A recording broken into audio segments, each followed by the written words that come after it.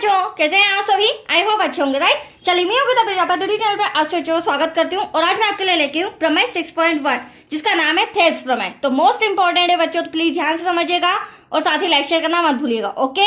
अब ये क्यों इंपॉर्टेंट है तो आइए समझते हैं। देखिए क्या कहना है प्रमेय 6.1 में, यदि किसी त्रिभुज की एक भुजा के समांतर अन्य दो भुजाओं को भिन्न भिन्न बिंदुओं पर प्रतिच्छेद करने के लिए एक रेखा खींची जाए तो ये अन्य दो भुजाएं एक ही अनुपात में विभाजित हो जाती है। तो देखिए मैंने ड्रॉ भी बना के रखा है, ड्रॉ के थ्रू मैं आपको समझाती हूँ।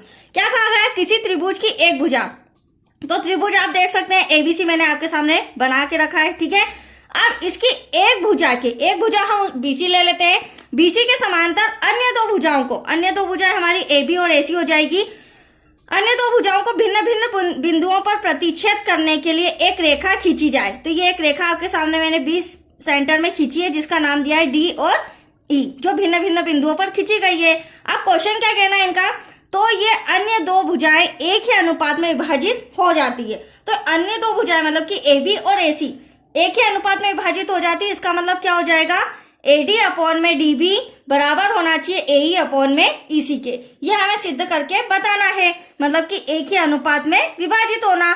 मैं यहाँ लिख भी देती हूँ, एडी अपॉन में डीबी ये एक अनुपात हो गया और इक्वल में होना चाहिए एई अपॉन में ईसी, ये आपस में बराबर होना चाहिए। ये हमें सिद्ध करके बताना है। दैट्स क्लियर, आया यहाँ तक आपको समझ में?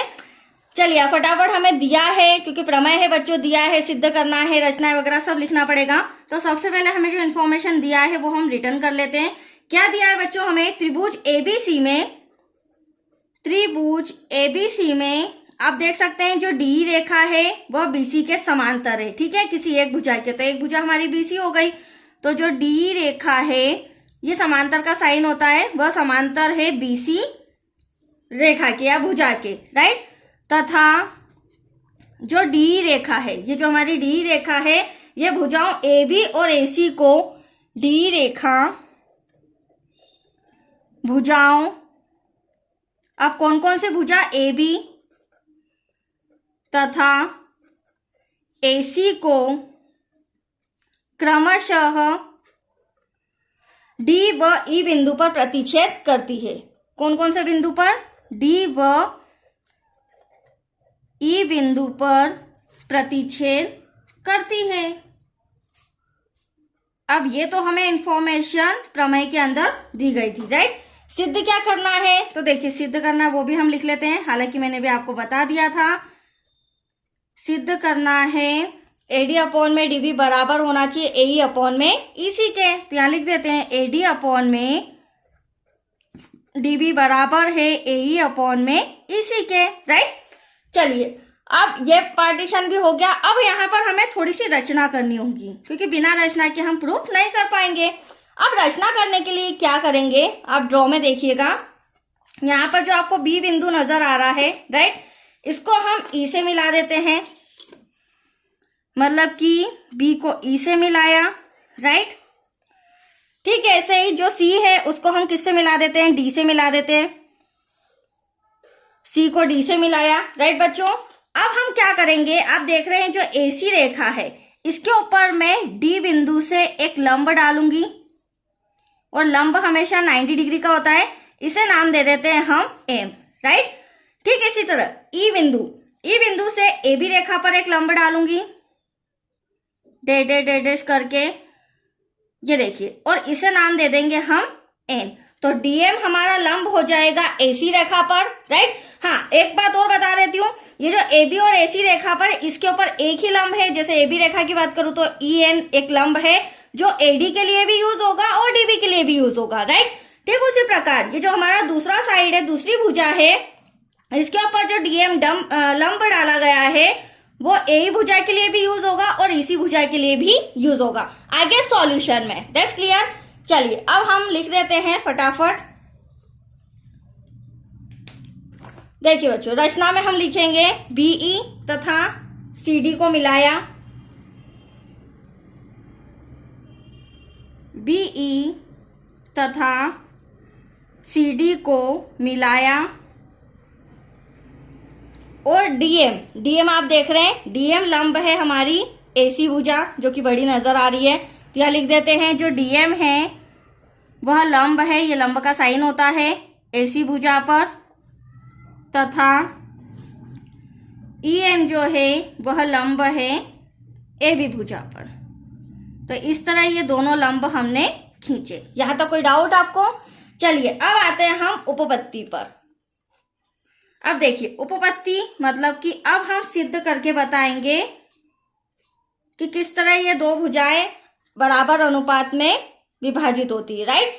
अब देखिए उपपत्ति में हम क्या करेंगे बच्चों, पहले हमें कौन सा साइड सॉल्व करना है, ये वाला AD और अपॉन में DB, ये लेफ्ट हैंड साइड, इसे सिद्ध करना है। तो मैं पहले AD ये वाला त्रिभुज लेंगी, फिर DBE ये वाला त्रिभुज लेंगी, राइट। तो इन दोनों त्रिभुजों में अब देखिए क्या करेंगे हम, त्रिभुज ADE और त्रिभुज DBE में देखिए मैंने ड्रॉ करके भी रखा है अलग से। अब यहाँ पे हम समझते हैं। देखो बच्चों, मैंने पहले त्रिभुज ADE लिया है और साथ ही DBE, इन दोनों त्रिभुज। अब इन दोनों त्रिभुज का हम क्षेत्रफल लेंगे, राइट। क्षेत्रफल लेने से क्या होगा, हमारा जो लेफ्ट हैंड साइड है वो क्लियरली सिद्ध हो जाएगा इजीली। तो देखिए अब त्रिभुज का जो क्षेत्रफल होता है वो हम छोटी क्लासेस से पढ़ते आ रहे हैं। त्रिभुज का क्षेत्रफल क्या होता है बच्चों, 1/2 इंटू आधार इंटू ऊंचाई, राइट, यही पढ़ा है हमने। तो अब आप सोच रहे होंगे मैडम इसमें आधार और ऊंचाई कैसे लेंगे। तो देखो पहली बात तो ये जो हमारा AD है इसे मुझे आधार लाना होगा, तो मैं इस ट्रायंगल की पोजीशन चेंज कर देती हूँ। पोजीशन चेंज करने से क्या होगा देख लीजिए, इस तरह से मैंने इसको बना दिया, मतलब कि यहाँ पर मेरा क्या हो जाएगा, जो A है वो यहाँ आ जाएगा, D यहाँ हो जाएगा और C यहाँ। तो आप देख सकते हैं ये जो AD है ये मैंने पोजीशन चेंज किया तो ये मेरा आधार हो जाएगा। ठीक ऐसे ही जो दूसरा त्रिभुज हमने DBE ले रखा है उसमें भी हमारा आधार क्या हो जाएगा, DB हो जाएगा। अब बात आ रही है ऊंचाई की, तो ऊंचाई का मतलब लंब भी होता है। तो इस AD भुजा पर EN लंब डाला गया है। और अगर मैं DB की बात करूं तो अभी मैंने जस्ट समझाया था कि इस रेखा पर एक ही लंब है। अगर मैं इस रेखा को आगे बढ़ाऊं तो ये भी क्या हो जाएगा, DB रेखा के लिए भी, त्रिभुज के लिए भी EN लंब हो जाएगा। मतलब कि दोनों कंडीशन में हमारा लंब EN होगा।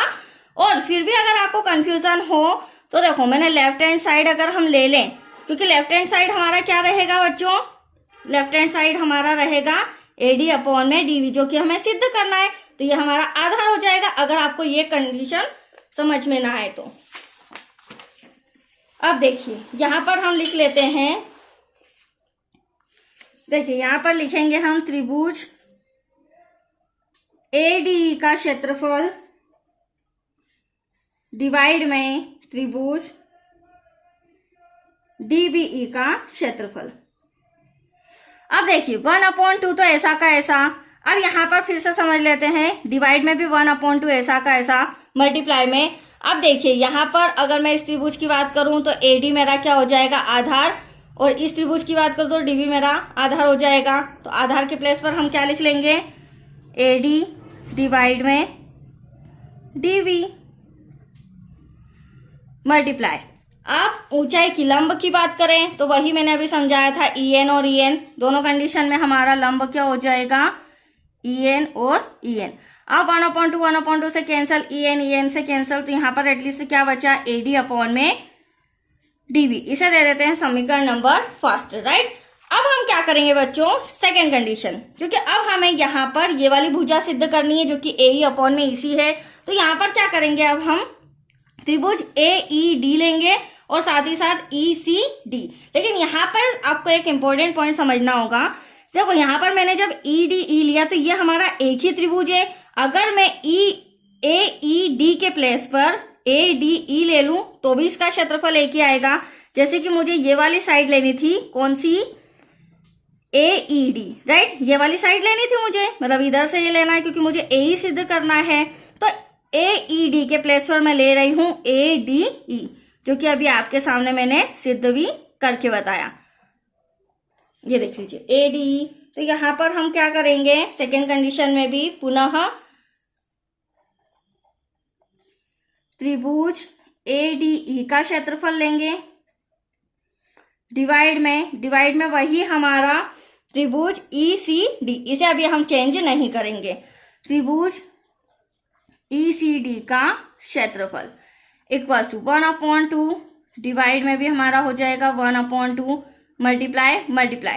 अब अगर मैं इस त्रिभुज की बात करूं तो यहां पर भी अगर आपको कंफ्यूजन हो तो आप AE/EC आधार लिख सकते हैं, और नहीं हो तो अगर इस ट्राइंगल की भी पोजीशन चेंज करेंगे तो एटलीस्ट AE हमारा आधार हो जाएगा और EC भी हमारा आधार हो जाएगा। तो यहाँ हम लिख लेते हैं AE/EC मल्टीप्लाई। अब यहाँ पर भी जो ऊंचाई है तो इस रेखा के ऊपर भी एक ही लंब है जिसका नाम है DM, तो वो AE के लिए भी यूज होगा और नीचे वाला त्रिभुज जो EC है उसके लिए भी यूज होगा। तो ऊंचाई दोनों में हमारी हो जाएगी लंब DM डिवाइड में DM। अब देखिए इससे ये कैंसल, तो एटलीस्ट हमारे पास आ गया AE/EC। यह आया है बच्चों समीकरण नंबर 2। अब समीकरण 1 व 2 की तुलना करने पर, समीकरण 1 व 2 की तुलना करने पर, अब देखिए यहां पर ध्यान से समझिएगा। समीकरण 1 और 2 में आपको बता देती हूं, देख लीजिए। समीकरण 1 हमारा त्रिभुज ADE का क्षेत्रफल, त्रिभुज ADE का क्षेत्रफल, पर डिवाइड में जो त्रिभुज यहाँ पर BDE का क्षेत्रफल आ रहा है और यहाँ पर ECD का क्षेत्रफल आ रहा है, तो इसे मुझे रीअरेंज करना होगा, इसे मुझे चेंज करना होगा DBE में। देखिए वो कैसे अब देखिए ध्यान से समझिएगा, यह हमारी एक रेखा है, या आधार भी ले सकते हैं। हमने 9th क्लास में पढ़ा है किसी रेखा के ऊपर बनाए गए दो त्रिभुज आपस में क्या होते हैं, समान होते हैं, बराबर होते हैं, राइट। और जब ये दोनों त्रिभुज आपस में बराबर होते हैं तो इनके क्षेत्रफल भी क्या होंगे, आपस में बराबर होंगे। और जब क्षेत्रफल बराबर है तो हम त्रिभुज ECD का क्षेत्रफल, मतलब त्रिभुज ECD के प्लेस पर लिख सकते हैं DBE। दैट्स क्लियर, ये पॉइंट इंपॉर्टेंट था। तो मैं अब ECD के प्लेस पर क्या लिख दूंगी, DBE। ये रहा ECD, इसके प्लेस पर DBE आ जाएगा। तो अब ये दोनों समीकरण हमारे बराबर हो जाएंगे। देखिए कैसे, त्रिभुज ADE का क्षेत्रफल, पहले हम समीकरण 1 लिख लेते हैं, ADE का क्षेत्रफल डिवाइड में त्रिभुज DBE का क्षेत्रफल। इक्वेशन फर्स्ट से मैंने लिख लिया, बराबर है, किसके बराबर है, त्रिभुज ADE का क्षेत्रफल डिवाइड में त्रिभुज, अब मैं इसकी प्लेस चेंज करके क्या लिख सकती हूँ, DBE। आपको समझ आ गया होगा ऐसा मैंने क्यों किया है, राइट।